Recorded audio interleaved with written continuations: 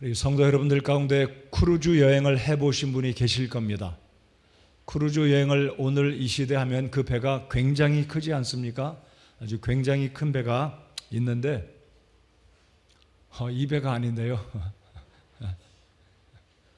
네. 아니 그냥 제가 순서대로 올려주신 사진대로 올려주시면 되겠습니다. 네. 이 배는 역사상 1912년도에 건조된 영국의 가장 유명한 배 아시죠? 지금도 대서양 바닥에 가라앉아 있습니다. 이 배의 이름이 뭔지 아시죠? 타이타닉입니다. 1912년도에 건조되었고 이 타이타닉호가 그 당시에 최첨단의 그 당시로서는 최고의 위용을 자랑하는 대영 제국의 자부심과 같은 배였습니다.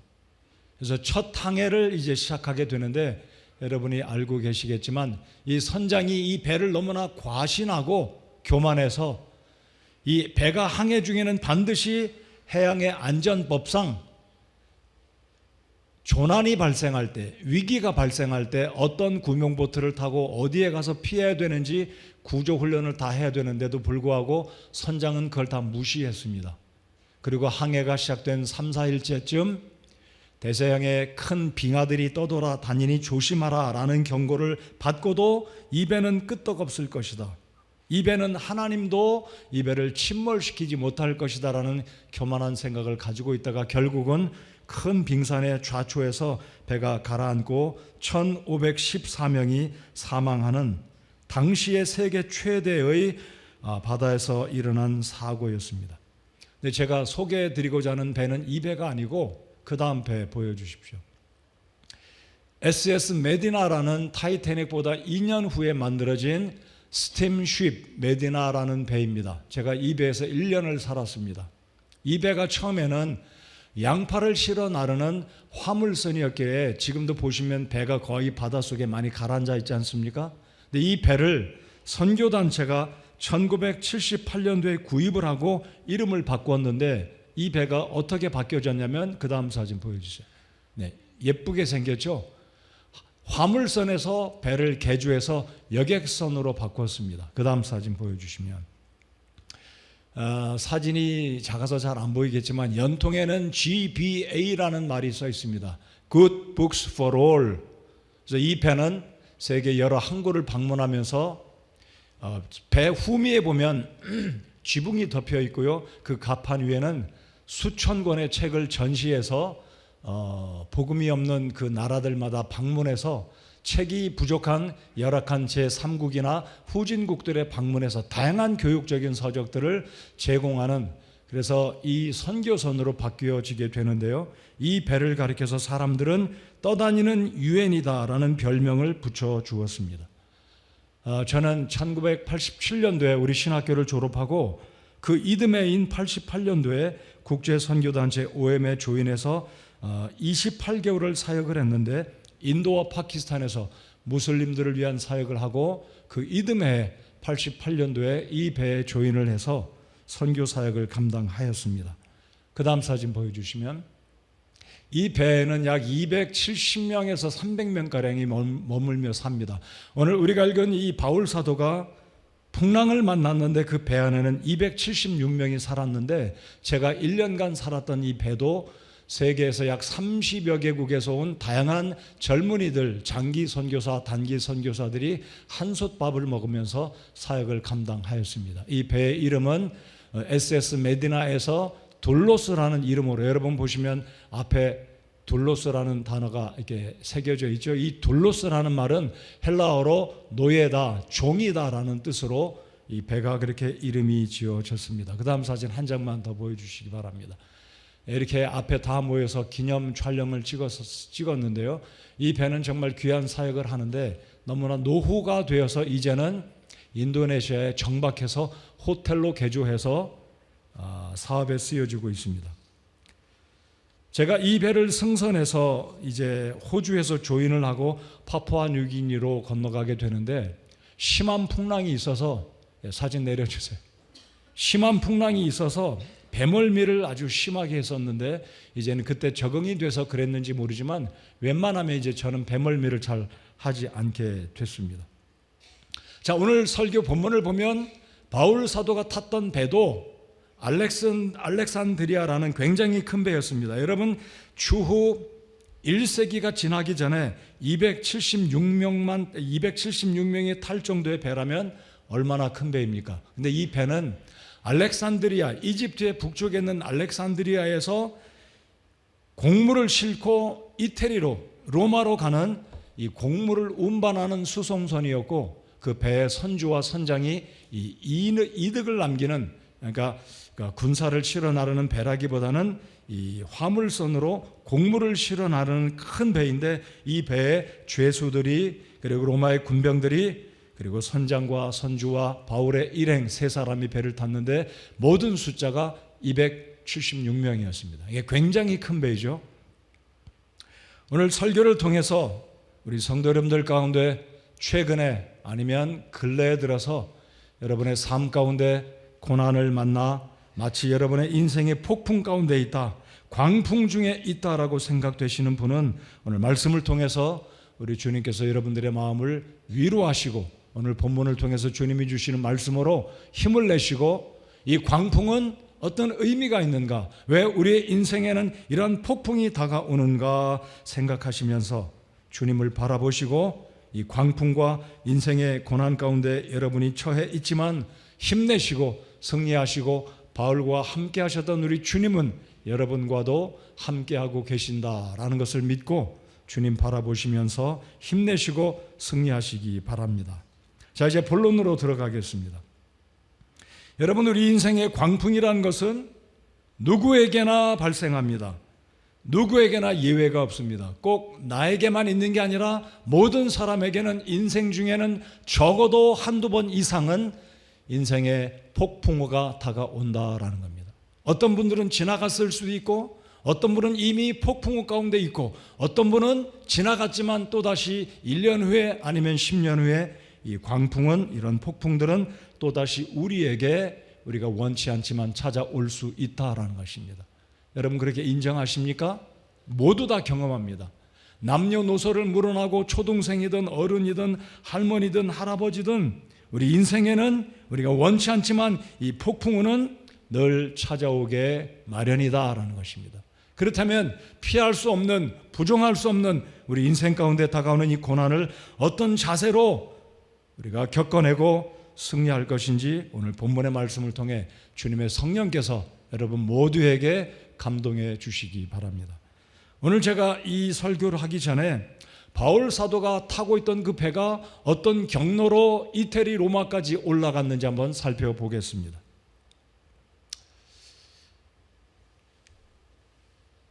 자, 여기가 예루살렘입니다. 예루살렘 동남쪽으로 가면 가이사랴라는 곳이 있습니다.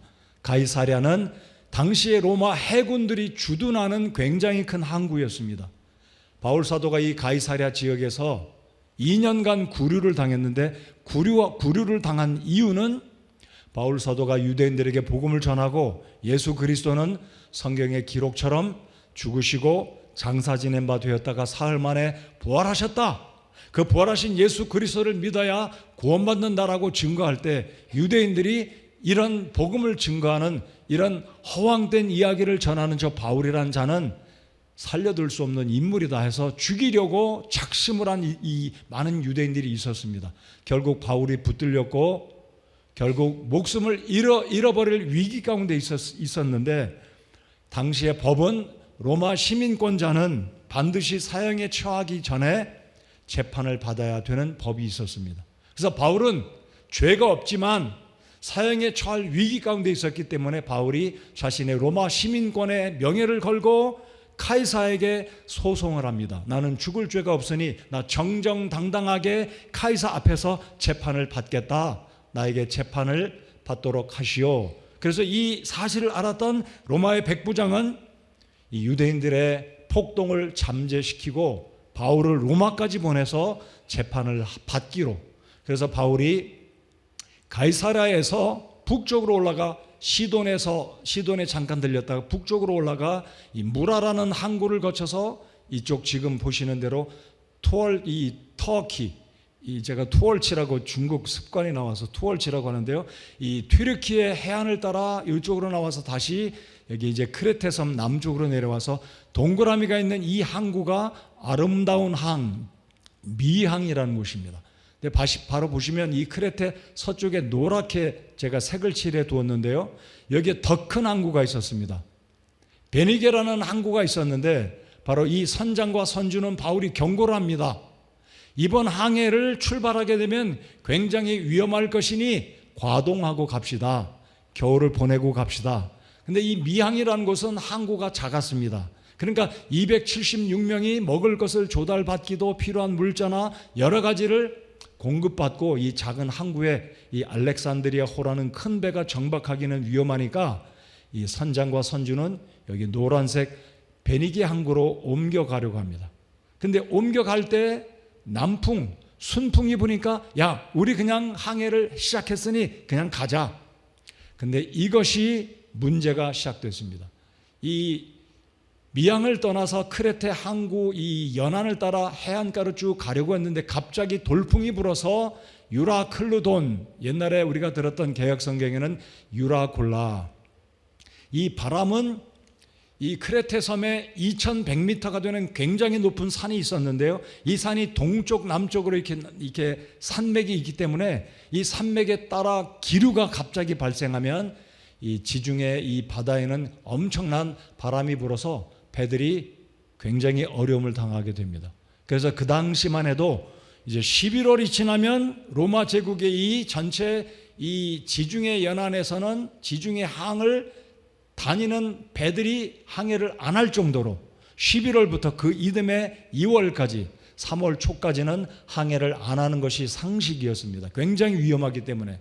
그래서 바울은 이미 3일 밤낮을 폭풍우 가운데 바다에서 표류해 본 경험이 있었기 때문에 바울은 선장과 선주에게 백부장에게 이번 항해를 하면 위험하니까 겨울을 보내고 그 이듬해 가는 것이 안전하겠습니다 라고 제안을 했지만 선주와 선장은 이 알렉산드리아 이쪽에서부터 공물을 싣고 가야 되는데 빨리 시간을 줄이면 이문이 남으니까 더 이득이 많이 생기니까 지체하는 것을 원치 않고 순풍을 만났다 싶어서 항해를 시작했는데 그만 갑자기 유로클루톤이 와서 이 배가 결국은 어려움을 겪고 결국 어디에 도착하게 되면 이게 몰타, 여러분 혹시 몰타 섬에 가보셨는지 모르겠습니다. 굉장히 유명한 이태리 반도 아래쪽에 있는 휴양지 조그만 섬입니다. 자, 오늘 제가 설교 때 언급을 드리겠지만 화살표 방향을 보시면 광풍을 만나서 배가 이끄는 대로 억지로 바람을 거슬러서 항해를 하려고 하기를 포기하고 그냥 바람에 맡기고 배가 바람이 이끄는 대로 가게 됐는데 방향을 보시면 여기가 바로 로마지 않습니까? 바울이 로마로 가기를 원했고 하나님도 로마로 바울을 보내기 원하셨는데 비록 광풍을 만났지만 이 배가 일로 가거나 엉뚱한 곳에 가지 않고 그래도 하나님의 섭리 가운데 비록 광풍을 만나서 위기를 만났지만 몰타 섬에 도착하게 되었고 그리고 이 섬에서 며칠간을 유하고 그리고 로마로 드디어 로마에 입성하게 되는 것이 하나님의 섭리와 인도하심이었다라는 것. 자, 간단하게 이 지도를 보면서 바울 사도가 어떤 위험을 겪었는지 잠깐 살펴보았습니다. 자, 이제 그러면 바울의 이 제안을 무시했던 이 선장과 선주와 백부장은 결국은 그들의 욕심, 그들의 생각 때문에 지도 내려주세요. 그래서 그들의 생각 때문에 결국은 엄청난 풍랑을 겪게 됩니다. 오늘 읽은 말씀에 보시면 구원받으리라는 희망조차 다 사라졌다고 20절에 말씀을 합니다. 20절 한번 보실까요? 여러 날 동안 해도 별도 보이지 아니하고 작지 않은 폭풍이 우리를 덮치매. 그러니까 작지 않은 폭풍들이 여러 차례 왔고 별도 해도 보이지 않았습니다. 18절을 보면 이 폭풍우가 시작되어서 사흘째 이 배가 표류하게 되고 배에 있는 것들 어찌 보면 손으로 다 버리게 됩니다. 배의 무게를 가볍게 하려고. 그리고 21절을 보면 오랫동안 먹지 못했습니다. 양식이 부족해서가 아니라 멀미 때문에 모두 다 기진맥진해서 배 바닥이나 갑판 위에 널브러져 있는 거죠. 정말로 죽을 지경에 이르렀기 때문에. 네, 여러분, 여기 해도 별도 안 보였다는 의미는 어떻게 이해할 수 있겠습니까? 오늘날이야 최첨단의 배들은 내비게이션 항해 시스템이 다 있어서 해와 달이 안 보여도 날씨가 흐려도 항법 장치에 의해서 목적지로 얼마든지 갈 수 있습니다. 그러나 이때는 주후 1세기 아무런 어떤 과학적인 기구가 없었기 때문에 당시의 항해사들은 별을 보고 목적지를 찾아갑니다. 이건 상식입니다. 그런데 해도 달도 보이지 않았다는 말은요, 거의 항해할 수 있기가 불가능하다는 겁니다. 그리고 모두 다 이 광풍이 얼마나 심했으면 모두 다 살아날 희망을 한 사람도 갖지 않았었다라는 겁니다. 바로 이것이 우리 인생에 예기치 않았던, 원치 않았던 우리 삶에 다가오는 위기다라는 것입니다. 뜻하지 않게 여러분의 가족이 병원에 입원할 때, 사고를 만날 때, 사업의 위기가 다가올 때, 여러분의 부모님이, 여러분의 배우자가, 아니면 여러분의 자녀들이, 오늘 예배를 참석하시는 여러분 가운데 하나님 왜 저의 가정에, 왜 저에게 이런 일을 겪게 하십니까? 차라리 저라면 좋겠습니다. 차라리 내 남편, 내 아내가 아니라, 차라리 내 부모가 아니라, 아니 차라리 내 자녀가 아니라 내가 차라리 그 일을 대신해서 고난을 겪는다면 차라리 좋겠습니다라고 할 정도로 그런 위기가 다가올 때 여러분 어떻게 여러분 앞에 다가오는 폭풍을 이해하시고 어떻게 그 폭풍을 겪어 나가시겠습니까? 영국의 옥스퍼드 대학과 캠브리지 대학의 교수로 전 세계에 큰 영향력을 끼쳤던 크리스찬이었던 C.S. 루이스는 그가 지은 책 고통의 문제에서 이렇게 고통에 대해서 글을 적어 두었습니다. 제가 한번 읽어드리겠습니다. 우리는 때때로 선하신 하나님이 어떻게 나에게 이 고통을 이라는 불평 섞인 절규를 합니다. 이 절규에는 하나님의 선하심과 절대 주권을 절대 인정하지 않겠다는 완곡한 고집이 담겨 있습니다. 만약에 인간에게 고통이 없다면 한없이 교만해져서 자신의 한계를 깨닫지 못할 것입니다. 고통은 전혀 좋은 것이 아니지만 고통을 통해서 인간은 자신의 나약한 자아를 깨달아 하나님께 돌아올 수 있게 하십니다. 고통은 하나님이 나를 위해 존재하는 것이 아니라 내가 하나님을 위해 존재한다는 철저한 하나님 중심으로 변하는 과정입니다. 굉장히 중요한 메시지가 담겨 있어요. 여러분, 하나님이 나를 위해서 존재하는 게 아니라 피조물인 우리가 하나님을 위해서 존재한다는 이 의미 있는 이 이야기를 교수 C.S. 루이스 크리스찬은 이렇게 적어 두었습니다. 마지막 한 줄 읽어보겠습니다. 결국 이 과정은 나를 부인하고 나를 죽이는 길고도 험한 길이지만 가장 가치 있는 과정입니다. 그렇습니다. C.S. 루이스는 결혼 생활을 하다가 아내가 병에 걸려 아내가 먼저 세상을 떠나게 되는데 아마 그 이후에 이 책을 쓰지 않았을까 생각해 봅니다. 그렇습니다. 성경이 보는 관점도 동일합니다. 왜 우리의 삶에 폭풍우가 다가올까요? 왜 우리 삶에 원치 않는 지독한 고난이, 고통들이 찾아올까요? 시편 119편 71절을 보면 이 고난이라는 것은 꼭 부정적인 것만이 아니라 이 고난이라는 것은 우리에게 좋은 의미가 들어있다고 주님이 말씀하십니다. 우리 같이 한번 71절 읽어보겠습니다. 시작. 고난당한 것이 내게 유익하오니 이로써 내가 주의 법규들을 배우게 되었나이다. 이 고백하기 정말 쉽지 않습니다. 정말 이 고백하는 거 정말 쉽지 않습니다. 그 다음 한 구절, 동일한 시 119편 67절에 또 이렇게 주님께서 말씀하십니다. 이 고백은 다윗이 고백한 것입니다. 우리 같이 한번 또 읽어보시겠습니다. 시작.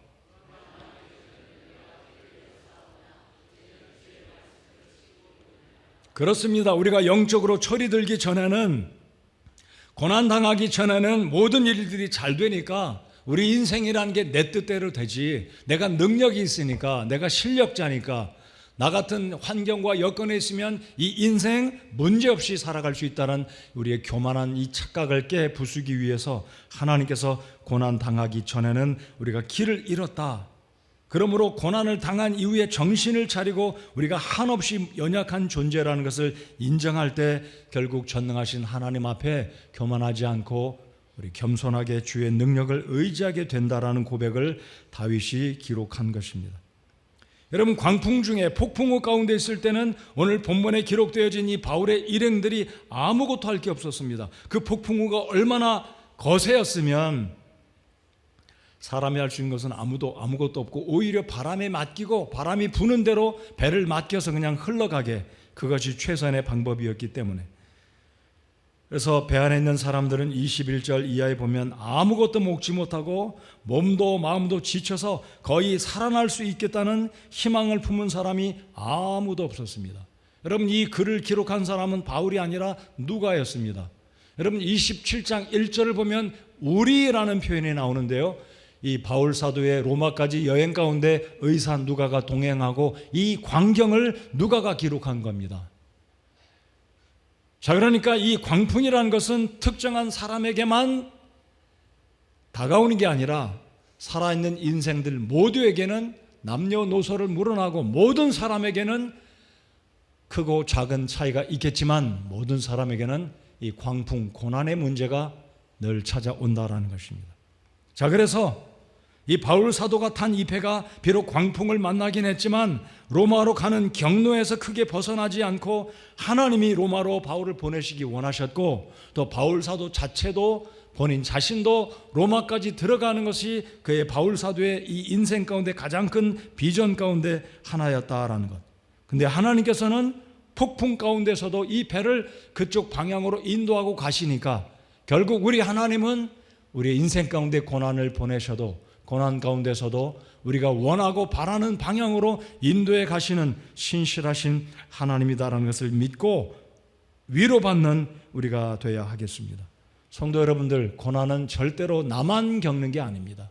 모든 인생들은 크고 작지만 다 폭풍우를 만난다라는 것 기억하시기 바랍니다. 자, 두 번째로, 이 광풍 가운데, 이 폭풍우 가운데도 하나님은 나와 함께 하신다.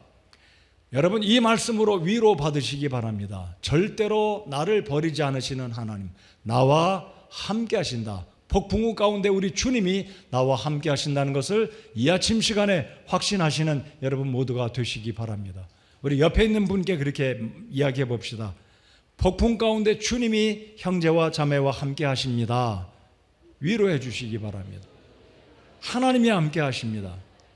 여러분, 이 사실 정말 믿으십니까? 하나님이 우리를 버리지 않으십니다. 이 폭풍우를 만나게 하신 것도 큰 틀에서 보면 하나님의 주권적인 뜻이었습니다. 그래서 폭풍 가운데 하나님은 나를 멀찌감치 떼어놓고 방관하는 하나님이 아니라 가까이 함께 하시는 주님이다라는 것. 제가 방금 말씀드렸듯이 27장 1절에 보면 우리라는 말이 얼마나 바울에게 위로가 되었을까요? 잘못한 것도 없는데 복음을 전한 죄 때문에 죄수의 신분으로 쇠사슬에 채여서 먼 로마까지 지금 보내고 있으니까, 예, 그렇죠. 그런데 그곳 가운데 메디컬 닥터인 누가가 함께합니다. 개인 의사예요. 바울의 전적인 건강을 돌보는 의사가 한 명 붙어 있고, 그리고 바울의 신실한 동역자 아리스타고가 함께하고 있습니다. 바울의 오른편 왼편에 바울의 사역자들이 함께하고 있다는 것 얼마나 감사한 일입니까? 여러분의 고난 가운데 하나님이 함께하시고 여러분에게 가족이 있고 여러분의 친구가 있고 주님 안에 우리 지체들이 있다라는 사실을 기억하시고 힘내시기 바랍니다. 자, 오늘 23절 24절을 보시겠습니다. 놀라운 말씀을 우리 하나님께서 천사를 보내서 지치고 낙심하고 포기하고 있던 그 바울에게 우리 하나님께서 위로의 말씀을 전하고 계십니다. 자, 23절로 24절 보시기 바랍니다. 나를 소유하신 하나님 곧 내가 섬기는 분의 천사가 이 밤에 내 곁에 서서, 바울 사도 곁에 계십니다. 하나님께서 보낸 천사가 그의 곁에 있었고, 24절 우리 다 같이 읽어볼까요? 24절 시작. 이르되 바울아 두려워하지 말라. 내가 반드시 카이사라 앞에 가야 하리라. 보라, 하나님께서 너와 함께 항해하는 자들을 다 내게 주셨느니라 하였으니. 아멘. 하나님께서 주시는 말씀은 두 가지였습니다. 저는 이 말씀을 읽을 때 제 마음속에 크게 위로가 되었습니다. 나를 소유하신 하나님. 여러분, 우리는 사탄 마귀에게 소유되지 않았습니다. 이전에는 우리가 예수님을 믿기 전에는 사탄에게 소유되었었습니다. 그러나 이제 우리가 구원받은 이후에는 예수님이 나를 소유하시고 내가 주님의 자녀가 되었다라는 이 사실, 하나님께서 우리를 소유했다는 의미는요, 소유된 우리 하나님의 자녀된 여러분과 저를 하나님이 책임져 주시겠다는 말씀으로 믿으시기 바랍니다. 여러분이 누구에게 소유된 백성이라고요? 하나님의 자녀인 줄 믿으시기 바랍니다. 여러분, 우리가 하나님의 소유된 백성입니다. 믿으십니까? 자, 그리고 주님께서 바울이 얼마나 낙심했으면, 얼마나 지쳤으면 우리 주님께서 천사를 보내서 메시지를 주시기를, 바울아 두려워하지 말라, 내가 반드시 카이사르 앞에 가야 하리라. 이 말은요, 풍랑을 만나 지금 배가 정처 없이, 말씀드렸듯이 이들은 어디로 가는지 오리무중입니다. 바울 사도도 오리무중입니다. 어디로 가는지, 이게 북아프리카로 갈지, 출발지로 다시 돌아갈지, 북쪽으로 갈지, 동쪽으로 갈지 아무도 몰랐습니다. 내 주님이 말씀하시기를 내가 반드시 카이사르 앞에 설 것이다. 그 말은 로마로 들어갈 거다. 로마로 입성할 테니까 염려하지 말라. 즉, 이 의미는 무엇입니까? 우리가 바라고 원하는 목표를 우리 주님께서 반드시 이루어 주실 것이다라는 약속의 말씀, 개런티의 말씀이다라는 거 믿으시기 바랍니다. 여러분, 바울이 가기 원했던 곳은요, 로마였습니다. 왜입니까? 하나님께서 로마에게 비전을 주시기를, 로마, 당시 세계 수도였던 로마에 가서 복음을 전하면 유럽으로, 북아프리카로, 온 세계 방방곳곳으로 이 로마가 길을 닦아둔 그 길을 통해서 복음이 확산될 것을 바울이 믿었기 때문에 바울의 일생일대 가장 큰 버킷리스트에는 그의 마음속에 로마가 있었습니다. 여러분의 인생 가운데 무엇이 버킷리스트의 1, 2, 3위인가요? 내 아들, 딸들이 이렇게 되기 바란다. 우리 남편이 승진해서 이렇게 되기 바란다. 우리 부모님이 건강해서 70, 80을 넘기고 90세를 바라보기를 바라는 나름대로의 소원들이 다 있으실 겁니다. 바울은 로마가 그의 일생일대 가장 중요한 목표였고 목적이자 희망이었습니다. 그의 버킷리스트의 넘버 1 탑이었습니다. 근데 여러분 보십시오. 지금 바울은 로마로 가는 줄 알았는데 이게 웬 말입니까? 기대치도 않았던, 꿈에도 생각 못했던, 어찌 보면 바울은 알았습니다. 겨울을 지나야 되는데 욕심을 부렸던 선주와 선장이, 백부장이 바울 사도의 하나님의 사람의 말을 무시하고 출발했다가 결국은 이 사단이 벌어진 겁니다. 바울이 어떠했을까요? 하나님, 이게 뭡니까? 하나님, 제가 구원받고 복음을 위해서, 이방인을 위해서 사도가 되어서 복음을 전하라고 말씀하셨기에 제가 로마까지 가기 원했는데 주님, 이게 무슨 일입니까? 라고 바울이 원망했을까요? 제가 수행의 첫날에도 바울이 빌립보 지역에 복음을 전하다가 실컷 두드려 맞고 겁안 죽게 돼서 감옥에 갇혔을 때 그 바울과 실라가 기도하고 찬송할 때 기적이 벌어졌습니다. 바울과 실라는 원망하지 않았습니다. 오늘 본문에서도 원망하지 않았습니다. 혹시 여러분들 고난이 올 때, 폭풍우를 만날 때 하나님, 이게 웬 말인가요? 내가 주님을 얼마나 사랑했고 얼마나 헌신했는데 이게 웬 말입니까? 라고 원망 중에 계신가요? 하나님은 다 아셨기에 바울을 위로하십니다. 바울아, 두려워하지 말라. 내가 반드시 카이사르 앞에 가야 하리라. 보라, 하나님께서 너와 함께 항해하는 자들을 다 내게 주셨느니라. 자, 이 메시지를 들었던 바울은 이튿날 일어나서 힘이 생겼습니다. 그리고 다른 사람을 위로해 줍니다. 25절 다 같이 읽어보겠습니다. 시작. 기운을 내라. 내가 하나님을 믿노니 내게 말씀하신 그대로 되리라. 내게 말씀하신 그대로 되리라. 이 말씀 굉장히 유명한 구절 아닙니까? 바울이 정말로 아무런 소망도 없고 살아날 희망이, 여러분 20절에 그러잖아요. 구원받으리라는 모든 희망이 그때 사라졌더라. 아마 이 글귀는 누가가 기록했지만 아마 바울의 심정도, 백부장도, 이 배 위에 탔던 수많은 사람들이 모두 다 희망을 다 잃어버리고 곡물도 던져버리지 않아요? 모든 무거운 거 다 배 바깥으로 던져버리지 않아요? 얼마나 많은 재산입니까? 이 선주가 배가 부서지고 아프리카에 가서 그 귀한 곡물들을 사와서 이 이태리나 유럽에 갖다 팔려고 했는데 목숨을 건지려다 보니까 그 아까운 곡물들 다 배 위로 던져버리지 않아요? 이제는 목숨마저 구원받을 희망이 다 사라졌습니다. 근데 이게 주님이 주시는 놀라운 말씀입니다. 다 살아날 거다. 한 사람도 죽지 않을 것이다. 37절 보시면은요, 그 배에 있던 우리는 전부 276혼이더라. 276명입니다. 한 사람도 죽지 않았습니다. 바울도, 누가도, 아리스다고도, 백부장도, 백부장 밑에 있는 로마 병사도, 죄인들도 아무도 죽지 않았습니다. 자, 그래서 바울이 하나님 말씀을 듣고 이제는 위로자가 됩니다. 바울도 낙심 중에 있었을지 모르지만 이제 배 안에 있는 모든 사람들에게 이르기를, 이제 내가 너희를 권하노니 기운을 내라. 배만 이를 뿐 너희 가운데 한 사람도 생명을 잃지 아니하리라. 여러분, 우리 인생에 어떤 폭풍우가 다가올 때 무엇이 과연 가장 귀한가요? 우리 목숨보다 귀한 게 있겠습니까? 우리가 인생에 이런저런 위기를 만나고 고난을 만날 때 이와 같은 말씀이 주어진다면 얼마나 우리가 힘을 낼 수 있겠습니까? 하나님께서 우리 개인에게 찾아오셔서 아무개야, 너의 생애 가운데 다가온 이 고난은 요거는 이룰지 모르지만 이거는 내가 꼭 지켜주겠다. 요만큼은 내가 꼭 분명히 보장해 줄 테니까 더 이상 염려하지 말라라는 개별적인 메시지를 우리 귀에 들려주신다면 얼마나 좋겠습니까? 그러나 그렇지 않을지라도 오늘 이 말씀을 통해 힘을 내시기 바랍니다. 우리를 소유하신 하나님은 우리를 아끼시는 우리의 아버지 하나님이라는 것을 믿고 확신하시는 여러분 모두가 되시기 바랍니다. 여러분이 하나님의 소유라고 믿으십니까? 그렇다면 하늘에 있는 새들보다, 들에 있는 풀보다 하물며 너희일까 보냐 더 귀하게 여겨주시는 우리 자비하신 하나님께서 우리를 이 폭풍 가운데, 지금은 고난 가운데 있지만 지나가게 하실 것이고 건져주게 하실 것이다라는 것을 믿고 주님을 끝까지 신뢰하는 믿음의 눈으로 주님을 바라보시는, 그리고 기다리는 우리 성도 여러분과 제가 되기를 바랍니다. 자, 세 번째로, 여러분 주보를 보시면 세 번째 설교 대지, 광풍도 하나님의 일하시는 무엇 중에 하나입니다 그랬습니다. 하나님은 광풍을 통해서 일하십니다. 이게 하나님의 방법입니다.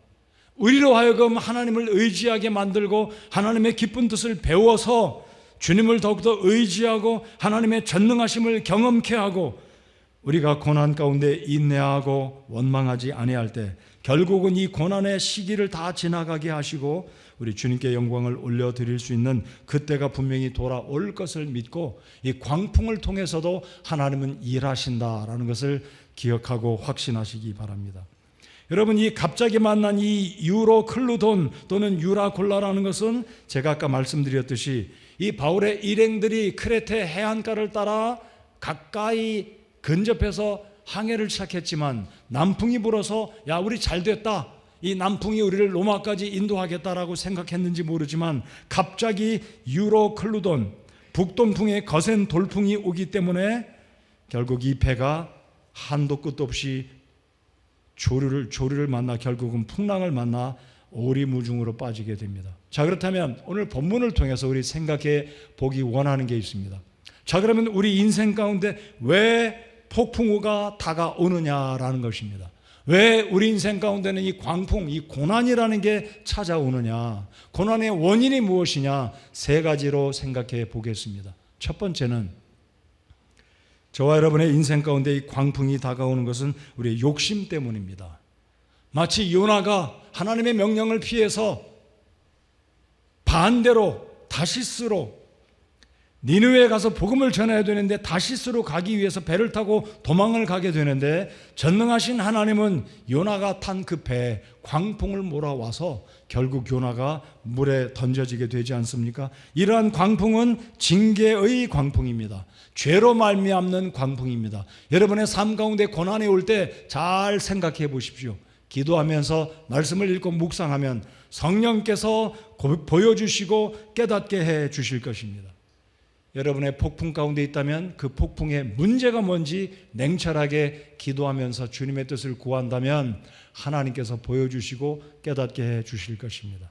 근데 문제는 내 죄 때문이 아니라 내 욕심 때문이 아니라면 내가 당면한 이 고난은 어떻게 이해해야 되겠습니까? 자, 두 번째, 광풍의 이유. 욥과 같이 요나는 잘못 때문에 광풍을 만났다면 욥은 자신의 죄와 욕심과 전혀 상관이 없는 것이었습니다. 오히려 하나님은 욥을 통해 영광을 받으시고자 사탄을 책망하시고자 당신이 사랑하는 아들 욥에게 시련을 허락했습니다. 그러므로 욥과 같은 고난은 연단의 광풍이다. 우리를 연단시키시고 정금처럼 빚으시기 위해서 우리의 삶에 나에게, 우리의 자녀들에게, 남편의 사업에게, 우리 부모님의 건강의 문제로, 아니면 여러 가지 매우 복잡하고 힘든 고난의 문제들을 가져오심으로 우리로 하여금 연단받고 믿음이 정말 굳센 하나님의 성도로 만들어주시기 위해서 이런 광풍들을 주님이 보내신다라는 것입니다. 자, 세 번째 광풍. 예수님이 당하셨던 하나님의 구원의 계획을 성취하기 위한 하나님의 절대 주권 가운데 일어나는 고난의 광풍입니다. 욕심의 광풍, 연단의 광풍, 고난의 광풍. 아마 우리 예수님과 같은 이 고난의 광풍들은 평범한 우리들에게는 연단의 광풍은 있을지 모르지만 예수님이 당하셨던 십자가 고난의 광풍들은 우리에게는 없으리라고 생각됩니다. 아무튼 대략적으로 세 가지의 광풍들이 우리의 삶에 찾아온다면 이 시간에 여러분의 가정에, 여러분 개인적으로 찾아온 광풍은 어떤 이유 때문에 여러분이 광풍을 만났는지, 왜 지금 고난 가운데 있는지 우리 자신을 돌아보고 하나님 앞에 회개가 필요하다면 회개하고 주님의 뜻을 힘입어 주님의 뜻을 분별하고 믿음으로 인내하면서 주님을 의지하고, 그리고 결국은 하나님의 도우심으로 이 광풍을 지나나가는 평안의 항구에 도달하는 우리가 되어야 할 것입니다.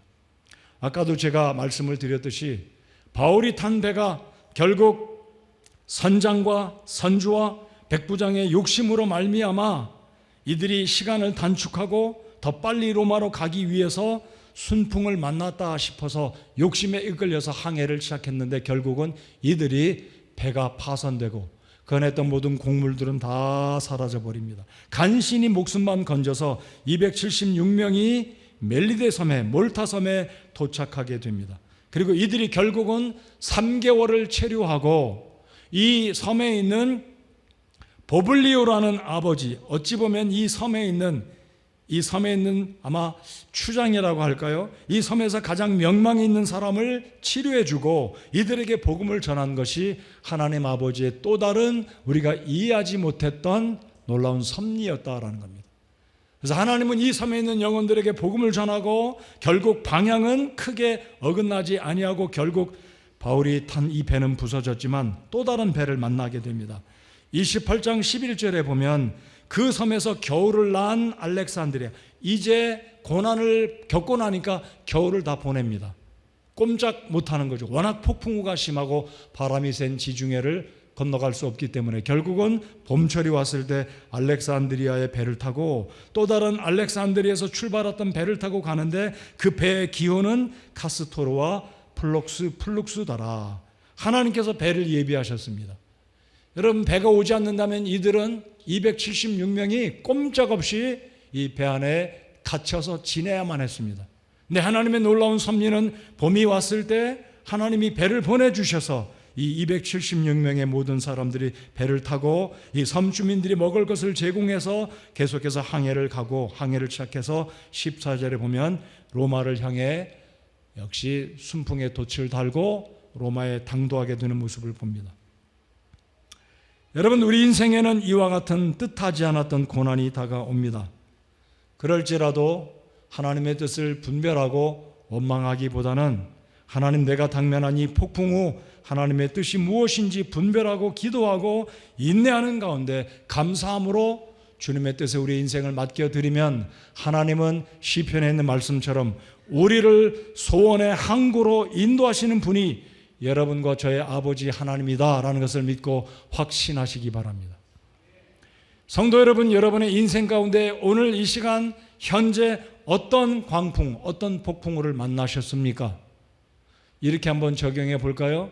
우리 초등학생들은 학교에서 혹시 왕따를 당하고 있는 아이들이 있을지 모르겠습니다. 우리 중고등부 학생들은 여러분 가운데 공부를 열심히 하려고 해도 성적이 안 올라서 고민하는 우리 학생들이 있을지도 모르겠습니다. 건강이 넉넉지 못해서 늘 아파가지고 운동도 못하고 하고 싶은 것도 못하고, 우리 대학생 청년들 같으면 대학을 어떻게 들어갔는데 대학을 졸업하고 취업을 해야 되는데 취업에 대한 걱정들, 근심들, 결혼을 해야 되는데 여전히 결혼은 언제 할지 모르고 시간은 자꾸 흘러가고 벌써 30대 후반이 가고 40을 바라보고 어떤 청년들은 이미 40이 넘은 청년들도 있을 겁니다. 이런 폭풍이 지나갈 때까지 어떻게 우리 하나님을 신뢰해야 되겠습니까? 우리 성도 여러분들 가운데 부모 되신 여러분들, 자녀들을 키우면서 이 자녀들에 대한 여러 가지 고민거리가 있을 겁니다. 아무튼 우리의 인생 가운데 다가오는 이런 폭풍우들을 어떻게 해결해야 되겠습니까? 하나님의 뜻을 어떻게 이해하고 이 폭풍우가 지나기까지 우리가 바라는 목적지, 평안의 항구로 어떻게 도착할 수가 있겠습니까? 오늘 바울 사도에게 주님이 나타나셔서 이야기하신 이 말씀, 나를 소유하신 하나님, 바울아 두려워하지 말라, 내가 반드시 카이사라 앞에 가야 하리라. 결국 바울은 메시지를 받은 후에 배 안에 있는 모든 사람들에게 275명에게 위로의 말씀을 전하고 소망의 메시지를 전함으로 바울이 하나님의 말씀, 하나님의 대사로 사도로서 희망을 전달해 줄 수 있는 유일한 사람이었습니다. 여러분, 그래서 우리 인생 가운데 고난을 만나게 되면은요, 그 고난을 겪고 난 다음에는 어떤 사람이 될 수 있겠습니까? 우리 고린도후서 1장 4, 5절을 한번 보시겠습니다. 3절로 5절까지. 여러분이 지금 당면한 고난은 이 고난의 시기를 지나면 여러분이 나중에 어떤 고난당하는 자를 위로할 수 있는 놀라운 사람이 될 수 있다라는 겁니다. 바울이 그랬고요. 그래서 바울 사도가 고린도후서 1장에서 이렇게 저와 여러분에게 이 말씀을 주고 있습니다. 우리 같이 한번 읽어보겠습니다. 하나님을 찬송하리로다. 시작.